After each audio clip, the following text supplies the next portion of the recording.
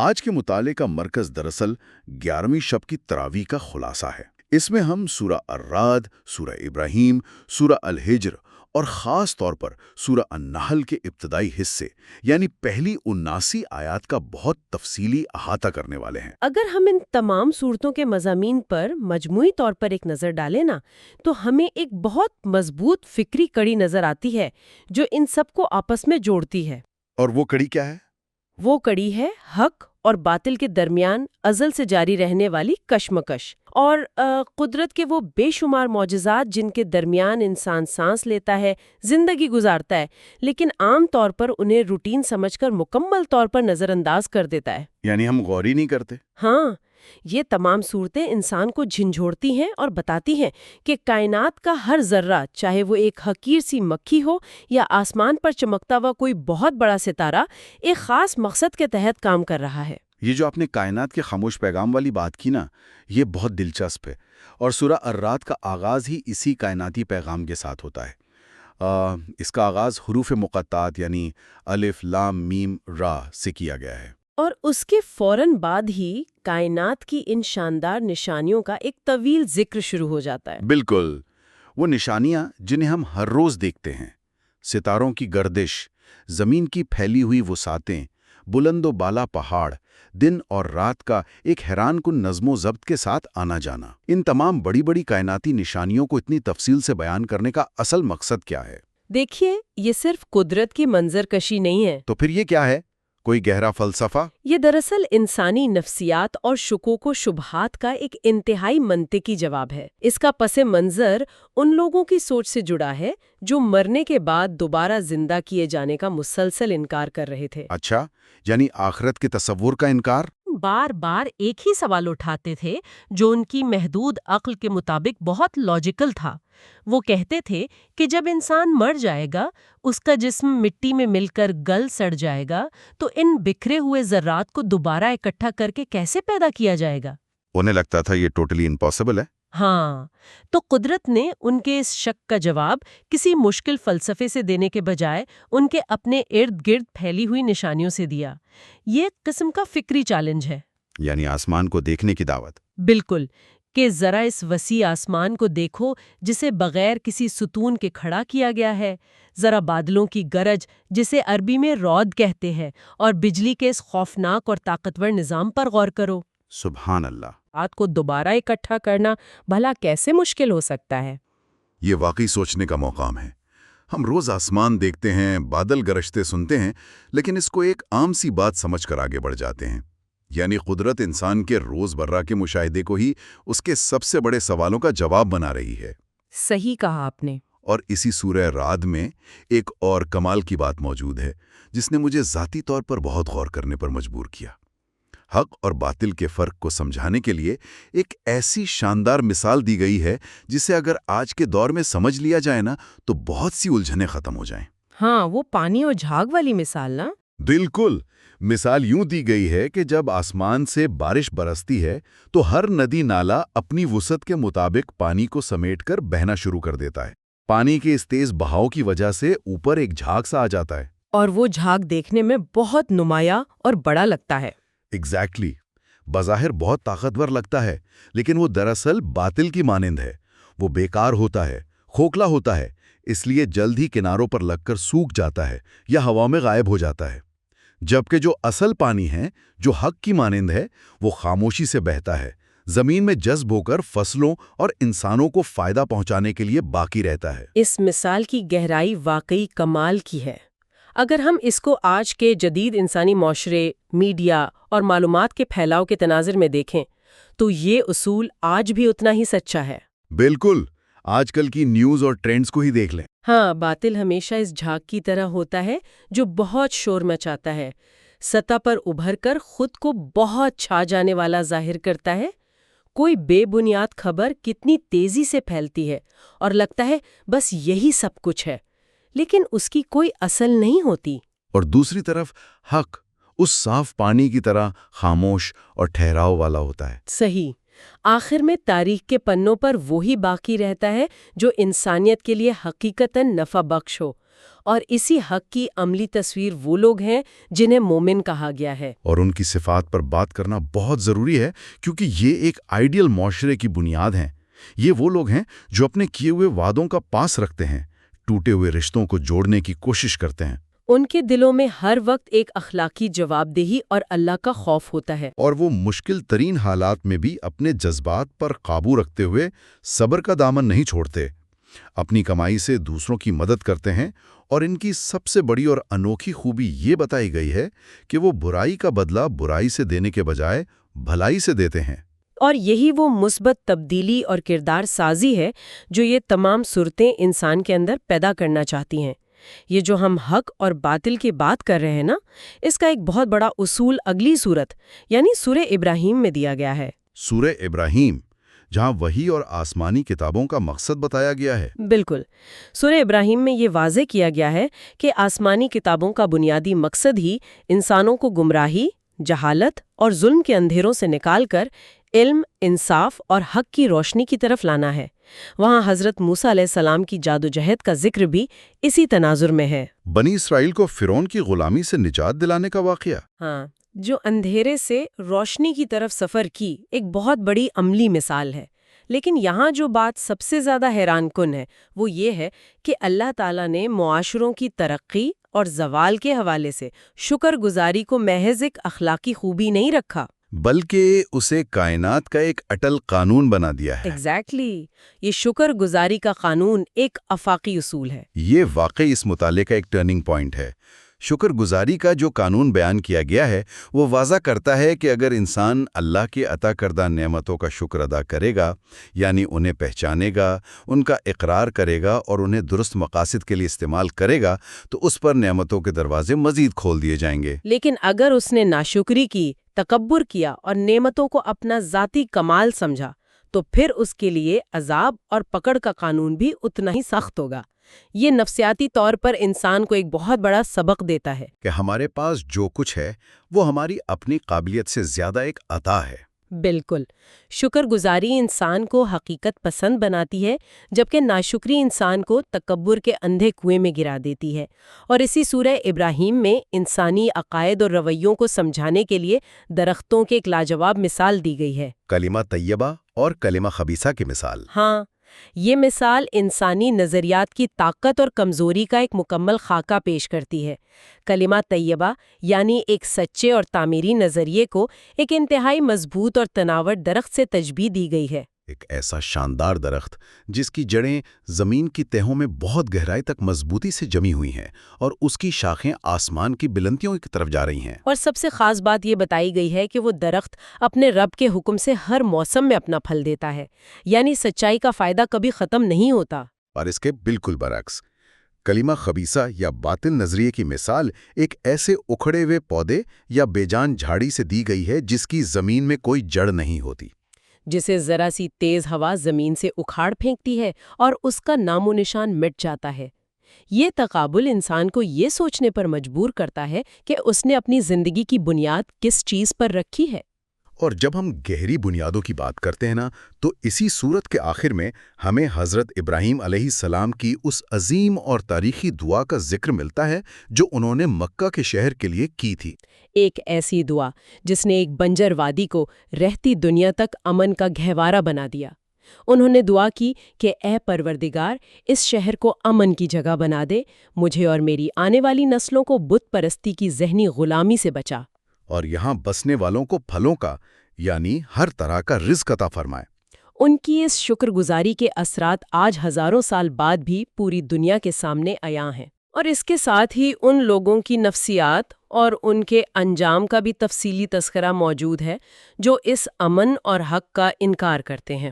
قیامت کے دن ظالموں کا جو انجام بیان کیا گیا ہے وہ محض ڈرانے کے لیے نہیں ہے، بلکہ عمل اور رد عمل کے کائناتی قانون کو سمجھانے کے لیے ہے۔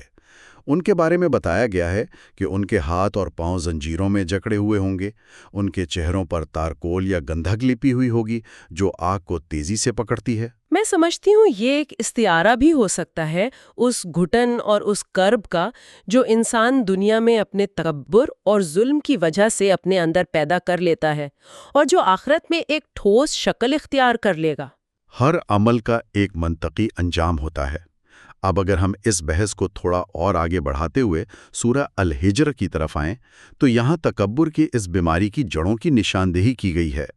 لیکن اس سے پہلے ایک تاریخی دعویٰ سامنے آتا ہے، قرآن مجید کی حفاظت کا اعلان۔ بالکل، جب اس دور کے منکرین نے تمسخر اڑاتے ہوئے معجزات مانگنے شروع کیے اور کہا کہ اگر تم سچے ہو تو فرشتے ہمارے سامنے کیوں نہیں اترتے، تو اس کے جواب میں واضح کیا گیا کہ فرشتے تو فیصلہ کن عذاب لے کر نازل ہوتے ہیں، وہ تماشا دکھانے کے لیے نہیں آتے۔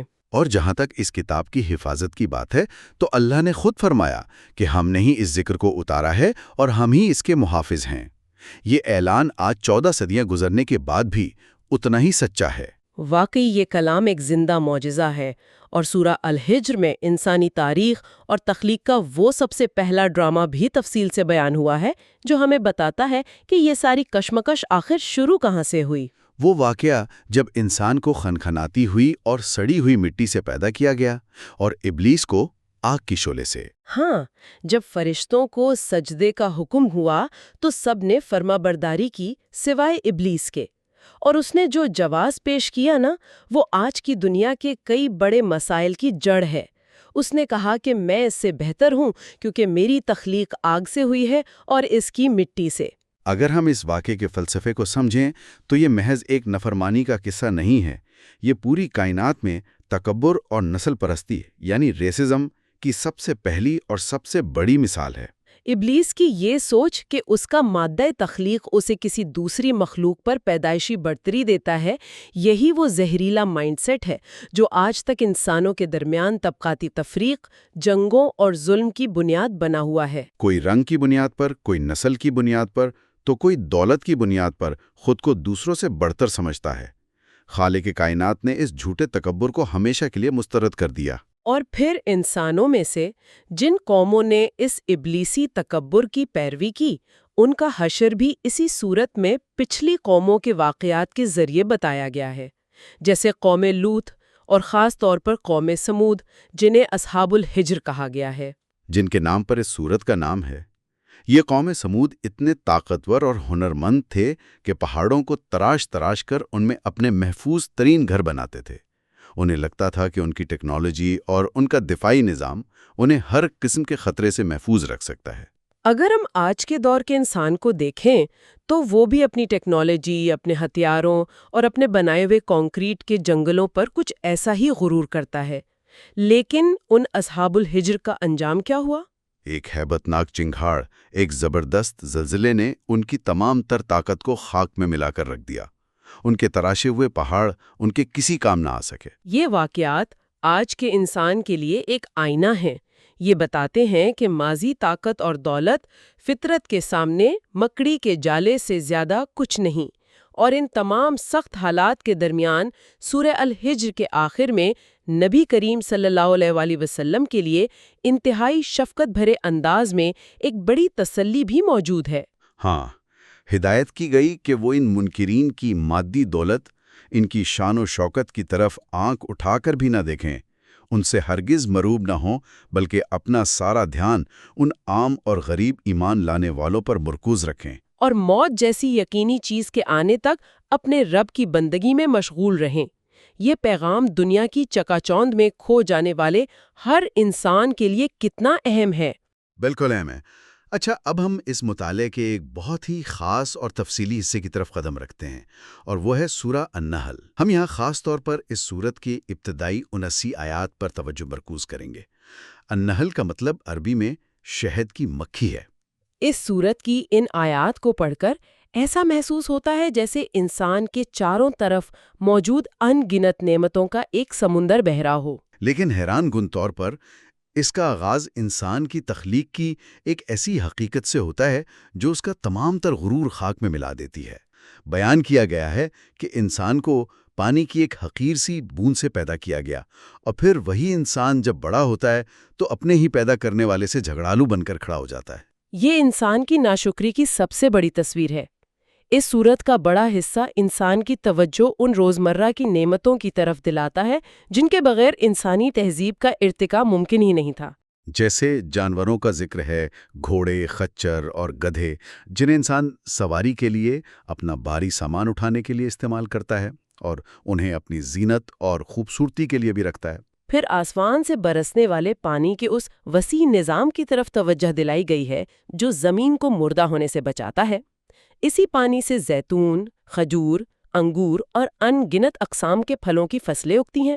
اور اس کے علاوہ پہاڑوں کا ذکر ہے کہ انہیں زمین پر میخوں کی طرح گاڑ دیا گیا ہے تاکہ زمین ہلنے نہ لگے۔ سمندروں کا ایک پورا نظام جہاں سے مزیدار تازہ مچھلی حاصل ہوتی ہے۔ لیکن اس صورت میں جو چیز انسان کی عقل کو دنگ کر دیتی ہے وہ ان نعمتوں کے اندر چھپے ہوئے بائیولوجی اور سائنس کے کمالات ہیں۔ صحیح کہہ رہی ہیں آپ۔ یہاں دو ایسے حقائق پر بہت زور دیا گیا ہے جو آج کی جدید سائنس کے لیے بھی ایک معجزے سے کم نہیں۔ پہلا کمال جانوروں سے ملنے والے خالص دودھ کا ہے۔ قرآن کے الفاظ کچھ یوں ہیں کہ کس طرح چوپایوں کے پیٹ کے اندر خون کے بہاؤ اور ہضم شدہ فضلے یا گوبر کے بالکل درمیان سے ایک انتہائی خالص اور صاف ستھرا دودھ پیدا کیا جاتا ہے۔ ذرا تصور کریں، ایک طرف خون کی نالیاں ہیں، دوسری طرف فضلہ ہے، اور ان دونوں کی آمیزش کے بغیر جانور کا پیٹ ایک کمال کی کیمیکل فیکٹری کی طرح کام کرتے ہوئے ایک بہترین مشروب نکال رہا ہے۔ یہ واقعی بائیولوجیکل انجینئرنگ کا ایک شاہکار ہے۔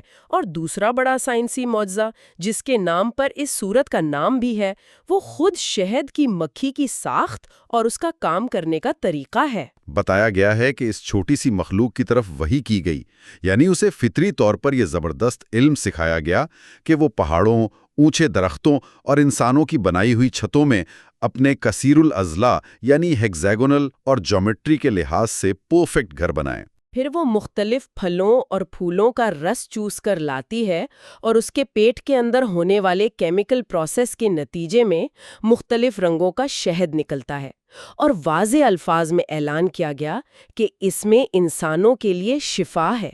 آج کی جدید میڈیکل سائنس بھی مانتی ہے کہ شہد میں اینٹی بیکٹیریل خصوصیات ہیں۔ ایک اتنی چھوٹی سی مکھی کا اتنے منظم اور میتھمیٹیکل طریقے سے کام کرنا محض کوئی اندھا ارتقائی اتفاق ہرگز نہیں ہو سکتا۔ بالکل نہیں، یہ اسی بے پناہ علم والے خالق کی نشانیاں ہیں۔ لیکن اس صورت میں صرف سائنس کی بات نہیں ہوئی، بلکہ معاشرتی رویوں اور سماجی انصاف پر بھی اتنی ہی سختی سے بات کی گئی ہے۔ ہاں، اس دور جاہلیت کی ایک انتہائی ظالمانہ رسم کی طرف اشارہ کیا گیا ہے۔ جب ان لوگوں میں سے کسی کو بیٹی کی پیدائش کی خبر ملتی تھی تو بیٹی کی پیدائش کی خوشی منانے کے بجائے ان کے چہرے سیاہ پڑ جاتے تھے۔ وہ اس خبر کو اپنے لیے ذلت سمجھتے ہوئے لوگوں سے چھپتے پھرتے تھے اور یہ سوچتے تھے کہ اس بچی کو زندہ مٹی میں دبا دیں۔ بیٹیوں کے حوالے سے اس جاہلانہ سوچ کی جس طرح یہاں مذمت کی گئی ہے، اس نے معاشرے میں ایک بڑا انقلاب برپا کیا۔ اسلام نے آ کر اس ظلم کو جڑ سے ختم کیا اور عورت کو معاشرے میں وہ مقام اور جینے کا حق دلایا جو اس سے پہلے حاصل نہیں تھا۔ اور پھر اس صورت کے اس پہلے حصے کے اختتام کی طرف بڑھتے ہوئے زندگی کے حتمی انجام یعنی موت کا ایک بہت ہی طاقتور منظر پیش کیا گیا ہے۔ یہ تقابل واقعی انسان کے رونگٹے کھڑے کر دینے والا ہے کہ جب دنیا کی مہلت ختم ہوتی ہے تو ظالموں اور حق کا انکار کرنے والوں کا حال کیا ہوتا ہے، اور اس کے برعکس اپنا کردار سنوارنے والے ایمان والوں کا کیا حال ہوتا ہے۔ جو لوگ ساری زندگی تکبر میں رہیں، موت کے وقت وہ شدید نفسیاتی اور روحانی تکلیف سے دوچار ہوتے ہیں۔ وہ حسرت کرتے ہیں کہ کاش انہیں دوبارہ دنیا کی طرف لوٹا دیا جائے، لیکن مہلت کا دروازہ بند ہو چکا ہوتا ہے۔ اور اس کے بالکل مقابل وہ لوگ جنہوں نے زندگی میں شکر گزاری کا اصول اپنایا، جب فرشتے ان کی جان نکالنے آتے ہیں تو ان کا انداز نہایت نرم اور محبت بھرا ہوتا ہے۔ وہ آتے ہی ان پاکیزہ روحوں کو سلامتی کی نوید سناتے ہیں اور کہتے ہیں کہ اب ہمیشہ کے لیے جنت کے سکون میں داخل ہو جاؤ۔ طمانینت اور سکون کا یہ کتنا گہرا احساس ہے۔ اگر ہم آج کے اس تفصیلی علمی جائزے کی تمام باتوں کو سمیٹنا چاہیں تو ہم یہ کہہ سکتے ہیں کہ ان تمام صورتوں یعنی سورہ رعد میں کائنات کی مثالیں، سورہ ابراہیم میں شکر گزاری کا قانون، سورہ الحجر میں تکبر کی تاریخ اور سورہ النحل کے بائیولوجی کے معجزات، ان سب سے مجموعی طور پر ایک ہی بڑی بات ثابت ہوتی ہے، اور وہ یہ ہے کہ علم کی جستجو، کائنات کا گہرا مشاہدہ اور دل سے شکر گزاری کا رویہ انسان کے لیے دنیا کی سب سے بڑی نعمتیں ہیں۔